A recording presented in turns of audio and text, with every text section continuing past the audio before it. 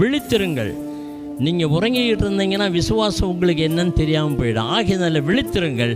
எப்பொழுதும் உங்களுடைய இருதயமானது தேவனோடு கூட உறவாடுகிறதாக, தேவனை அறிந்து கொள்ளுகிற ஆற்றல் உள்ளதாக, தேவனுடைய அதிசயங்களை எண்ணி பார்க்கக்கூடிய மனமுடையதாக இருக்கும் என்று சொன்னால், நீங்கள் உங்களுடைய விசுவாசத்திற்கு ஏற்ற பலன் அவரோடு கூட வருகிறது.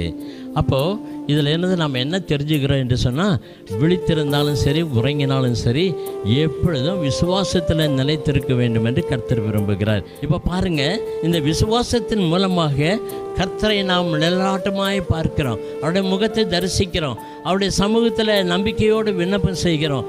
இதெல்லாம் எதன் மூலமாக வந்தது தெரியுமா? உலகத்துக்கு விசுவாசத்தின் மூலமாக வந்தது. நாம் அதுக்கு பாத்திரராயும் புத்திரராயும் தேவனால் அழைக்கப்பட்டவர்களாயும் தெரிந்து கொள்ளப்பட்டவர்களாயும் இருக்கிறோம். கரங்களை உயர்த்தி நம்ம அல்லேலூயா சொல்லுவோமா? தேவனுடைய ஜனங்களாயும் நமக்கு கர்த்தர் கொடுத்திருக்கிற பெரிய ஆசீர்வாதம், விசுவாசத்தில் நாம் நிலைத்திருந்த கர்த்தர் நமக்கு பூரண சமாதானத்தையும் சந்தோஷத்தையும் தெய்வீக கிருபையும் வழிநடத்துதலையும் ஆசீர்வாதங்களையும் அவர் அள்ளித்தர ஆயத்தமாக இருக்கிற, நீங்கள் விசுவாசத்தோடு கேட்கிற சகல குறைவுகளையும் நிறைவாக்க நம்முடைய ஆண்டவரால் முடியும். எல்லா வழிகளும் அடைக்கப்பட்டிருக்கலாம், ஆனால் உங்களுக்கு என்று ஒரு வழியை திறக்க அவரால் முடியும்.